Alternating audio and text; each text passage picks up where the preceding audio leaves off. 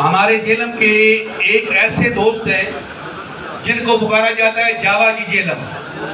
जावा जी की तरफ से ये जब भी कोई तकरीब होती है उसमें अल्लाह पाक की ये कलाम जो है बतौर हदिया एक अपने उस प्रेसिडेंट को पेश करते हैं ताकि वो सुबह जब उठे नमाज के बाद तलावत करे और उस तलावत जो है वो एक कुरान मजीद आपको पेश करेंगे। आप तशरीफ लाएं, आपको ये एजाज दिया जा रहा है और जावा जी साहब की तरफ से जो हमेशा अपनी रिवायत को बरकरार रखते हुए। अस्सलाम वालेकुम रहमतुल्लाहि व बरकातुहू जी। तो जनाब हमारा सिलसिला तौहीद है जी, तफ्सीर कुरान हमारा ईमान। तो आज भी हम हर जंग जीत जाएंगे बदर की तरह अगर हम हो जाएं अबू बकर उमर उस्मान अली की तरह।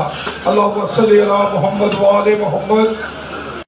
अल्लाह ने सब कुछ नाज़िल कर दिया है कुरान में। अल्लाहुम्मा सल्ली अला मुहम्मद।